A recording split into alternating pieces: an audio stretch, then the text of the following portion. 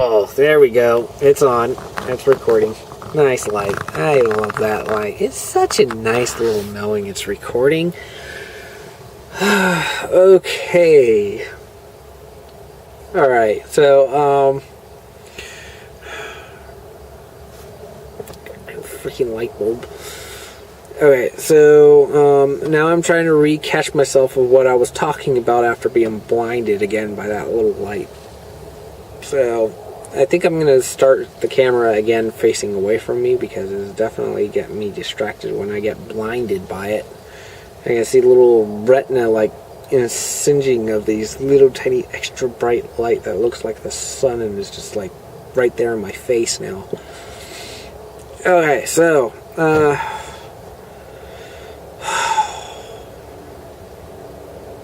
that really sucks. That light just totally blinded me. And now my mind is lost from what I was actually trying to tell people. And if I remember, I'm going to edit this first part out. No, I don't edit things out. I'll leave it how it is.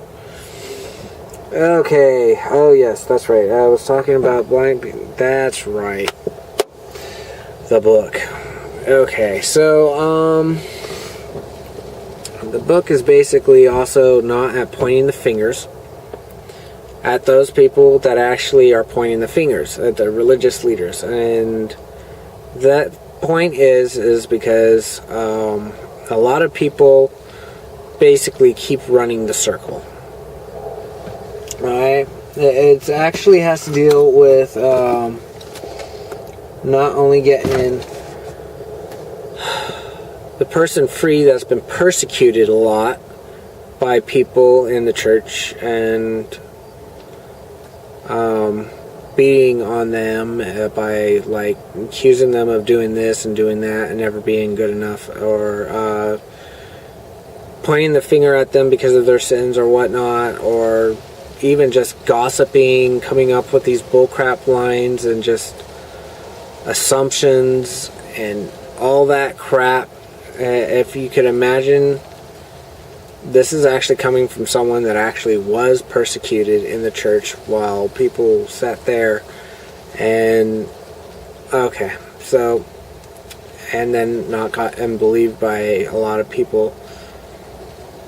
I've actually been approached by people turning around and accusing me of being a devil worshiper and all this other stuff. Yes, I have a pentacle on me. I have a dragon on my solar plexus. I have anarchy sign, whatever. The point is I was getting accused of being something that I wasn't. I've had people try manifesting the Lord in the sense of me being as the enemy, and then I've actually had the Lord while they were trying to do that, saying this was not me and this is not what he was doing. So it was like the Lord was trying to protect me from even the person trying to manifest the Lord that expected me to be something else. Anyways, so it is a dangerous subject to automatically assume. It is a dangerous subject to automatically turn around and presume about people, and you know what? The gossip and other stuff like that, and you know, it is not cool. It's really not. But I've had to actually forgive these people. Not only that, but it was a subject that the Lord showed me in the beginning of this, or a lot of this, and it was my own heart had a problem. And it was actually looking at these people of like Pharisees and judgmental people and everything else like that. And looking at the Pharisees, and it was actually as if I was allowing, well, I actually was. So my own judgments against people like the Pharisees and these overly religious people and everything else like that. And actually, I turned around and acted almost as if the Lord's heart wasn't for them, and that he turned around and didn't like them either, and stuff like that. And I actually remember looking at my daddy's face when I was thinking and saying that stuff out at him, and his eyes was so hurt. I can't really explain how hurt his eyes were. It's his eyes. He cries out for everyone. They're his kids. They're his creations. Anyone that is lost, they're still his kids. They're just lost. And he cries out for everyone. He wants everyone. He said he calls everyone, but not everyone's going to listen. And he knows that. And one of my cries has been the fact that they don't know. They don't know. Anyway, the book is actually based on not only helping those people that have been persecuted a lot, but it's also based on helping those that are actually doing the persecuting. Because it's really a lot of people that have already... Go for the blessing, dude. Thanks. Anyway, a lot of people that have actually... that end up in those spots have actually been persecuted themselves a lot. And it's actually figuring out where it actually started. And a lot of it starts by... a lot of times just being overly exuberant for the Lord at times, and literally the law is getting tossed in there. You know, people could be like totally in love with the Lord, trying their best to follow Him. I mean, they're just following Him, and they can actually fall in those pits without even catching it until they're like way so far in it they don't even know it anymore. They're like running these laws instead. Now, the problem is a lot of it is actually a fear of their own sins. And it has to do with believing the Lord is going to reject them for their sins, even though that He paid for them already. A lot of people don't understand it. It's like the cross that keeps getting used as I have to keep asking for forgiveness. I have to keep asking for this. I have to keep doing this over and over and over and over and over and over and over and over again. Crap, I just sinned again. It's time to go down to my knees, beg the Lord. You know, the Lord's I've only ended up one time with the Lord really right there for me to actually bow in front of Him. Only one time. One time. And it was at a time He was asking me why I kept sinning. And, well, I ended up doing that, and I was on my knees at Him actually crying and asking for His forgiveness because I didn't know how to stop. And I was telling Him that.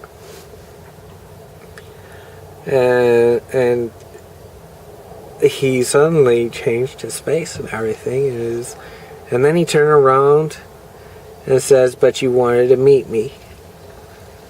And I was looking, of course, to see if that I really, really, really did, because I didn't want to turn around and say yes when I asked. But you know what? He turned around and I said, yeah, because I didn't find it. It was, and he said, more than anything. And all I could say was, yeah. He's got beautiful eyes. That was only one time. One time. There's another area where my mom,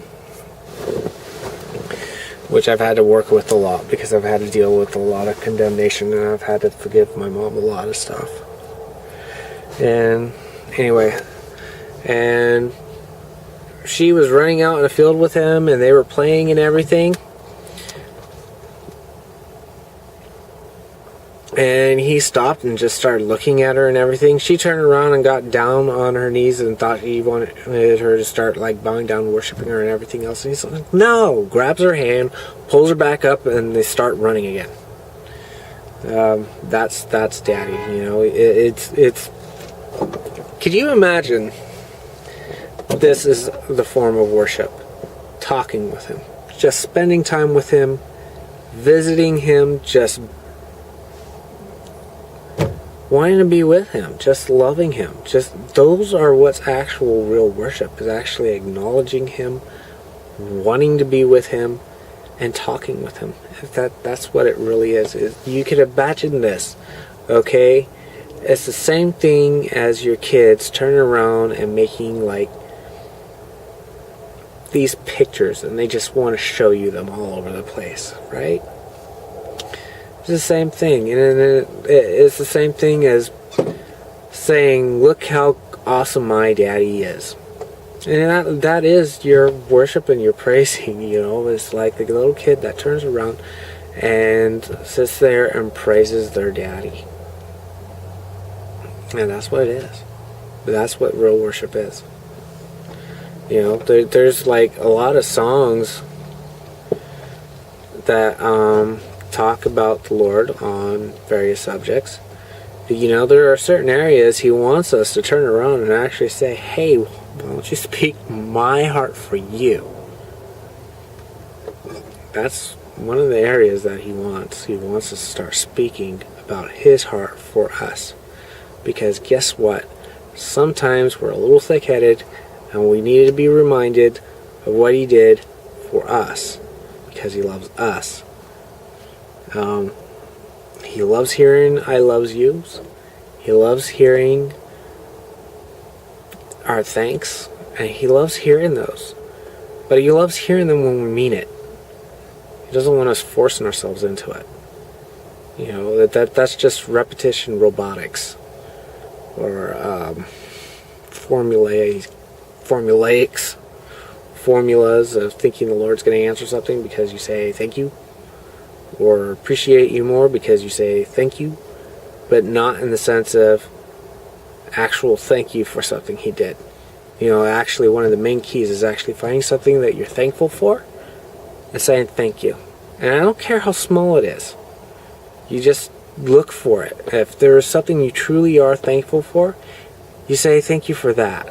Something that you can actually come out and say at that moment, genuinely in your heart, as a thank you. And that's the key. And the more you find those, the more you start seeing where you actually are thankful. And until then, if you're actually forcing yourself to be thankful, who's thankful for what they have to force themselves to be thankful for?